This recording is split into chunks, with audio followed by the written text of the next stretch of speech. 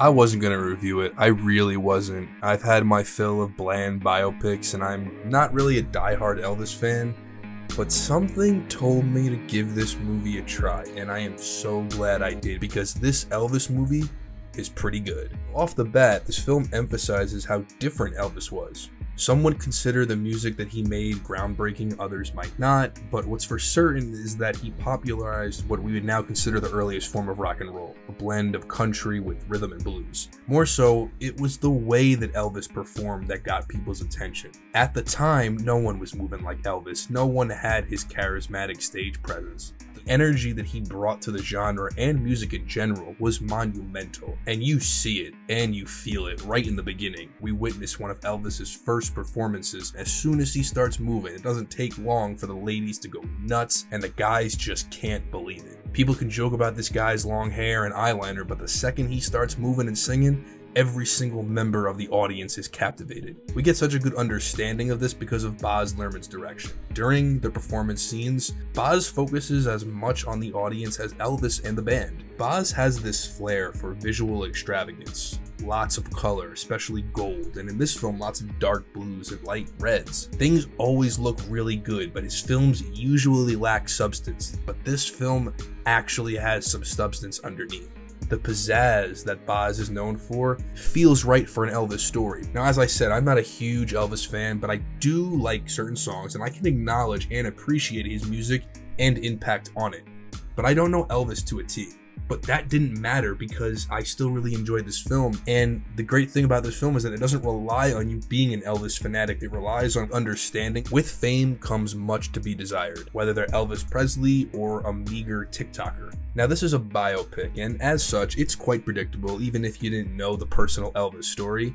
The manager who takes advantage of the artist, the major spotlight attention, the inevitable drug-induced demise, and so on. It's the performances and the aesthetic that this film adopts that makes it so captivating despite being predictable. Biopics tend to breeze through long periods of times and gloss over major moments. Some things happen so quickly in this film that I felt deserved more time, like Elvis signing his record contract or meeting and falling in love with his wife. Regardless, the film is paced quite well. No slow moment lingers for too long before we cut to Elvis performing, which isn't a bad thing. But the slower moments we do get are quick for the most part. I would like to feel the weight of Elvis being drafted into World War II to avoid legal penalties for his performance, or Elvis's moment of realization that performing the way he wants and making the songs that he wants is what will keep him content with his life. Most of this film is narrated from the perspective of Elvis's manager, Tom Parker, played by Tom Hanks quite well. His character is predictable, but Tom Hanks just kills it as this snake of a guy, Tom Parker. For the first half of this film, it almost feels like Parker's movie because it's told from his perspective, where he sees himself as the hero of the story. Elvis feels almost like a side character, but eventually we see less and less of Parker and more Elvis, and the narration gradually diminishes. I don't really know if Tom Hanks is capable of giving a bad performance, but Austin Butler gives the best performance of the film, hands down. He really does embody Elvis Presley, his mannerisms, his stage performances so well that you really embrace this guy as the man himself. Plus, Austin Butler is really singing well too. I'm sure they blend Elvis's actual singing with Butler's, but anytime actors actually train to sing for their roles, like Bradley Cooper in A Star Is Born, for example, I find it very impressive. Butler nailed the look, presence, and voice. This was the guy from Zoe 101, an actor I forgot about. Now he's Elvis. I'm so glad he didn't fade away. Taking on this role is tough. You're playing a legend, someone who means a lot to a lot of people. But my God, did he tackle this role with grace. Absolutely great job, man. This film shows us what mainstream fame does to people. It changes them. And Elvis was no exception. His life takes a turn for the worse after both the spotlight and the deceitful people take their tolls on him. Eventually, the tragedies of Elvis's life, along with his deteriorating health and well-being, culminate to his death at only 42, leaving behind a devastated wake of fans all around the globe. But what's more tragic is the fact that Elvis's wife and daughter now have to live without him. R.I.P. to the king himself. It's also interesting to note the change in the mainstream spotlight. In the 50s, the government wanted to stop Elvis from reaching the masses and performing the way he did. They wanted a dial tone to just be their puppet. It's interesting how today artists seem to do outrageous things when they make it to the mainstream to get and maintain attention. You got Megan Thee Stallion and Cardi B doing this shit at the Grammys. What about all those crazy outfits Lady Gaga would show up in? The more outlandish you look, the more unrest you cause, the wilder you are, the more attention you get. And I think the difference between then and now is that back then, Elvis felt like himself when he was performing the way he did. His intent wasn't to have this sex appeal that aroused women and infuriated the suits in charge. At times, I'm sure he wanted to rebel because he's living throughout the 50s, 60s, and 70s, tumultuous time periods in American history. But for the most part, the intent wasn't malicious. Now you got people like 6ix9ine who just troll people just to troll people, and you got these performers who want to stir the pot, not because it's who they are, but because they get massive attention and subsequent influence over others, and to a certain degree, power. So films like Elvis really enforce what we already know, the cautionary tale of fame, how not only the glory fades, but you yourself might begin to fade away. And that's why the best moments of the film are the dramatic ones, the small moments, and the scenes of Elvis attending smaller clubs and bars to watch and perform the kind of music that truly inspired and influenced him. It shows how fleeting the glory of fame is, how people in Elvis's position tend to blink and miss the moments that change your life. Now, something that I didn't like about this film is the incorporation of modern day music.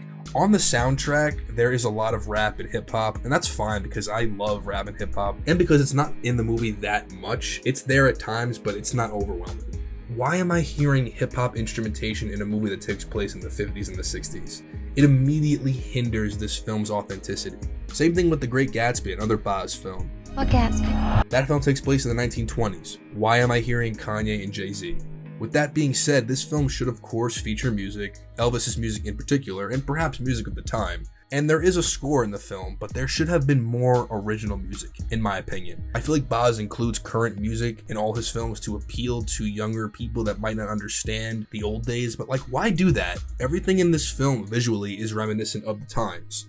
Hip hop, and I'm taken right out. Also, some scenes need no music, no score, no background music, but in almost every scene we hear background music. We are never allowed to hear the silence to again feel the weight of what has just happened. The down-to-earth moments underneath this stylish presentation absolutely separate the man from the legend, like when Elvis's mother passes away and Elvis feels responsible, or when Elvis's wife Priscilla leaves him but conveys to him that she will always love him. But I gotta say, one of my favorite sequences of the whole movie is when Elvis is preparing his Las Vegas performance and he's going through all the members and features of the band. He's playing music that inspired him, that influenced him, the music that he loves. And at this point in time, Elvis had probably reached the zenith of his popularity right before his downfall. It's a fantastic sequence because it occurs after years of Elvis being told what to sing and how to perform, even being arrested for refusing to do it. And the way that Baz seamlessly blends Austin Butler's final moments on screen with actual footage of the King was fantastic. This movie just feels right, even if you don't know the Elvis story. I mean, the way that it embraces the times, Baz's style, and the incredible performances all elevate this film beyond your average biopic. The cinematography and visuals are top notch. You're gonna have a great time with this film. Thank you all so much for watching. If you like this video, give it a thumbs up, comment, subscribe to the channel. I'd be more than appreciative if you did. Have a great day, and I will see y'all next week. Take care, everybody. Stay safe.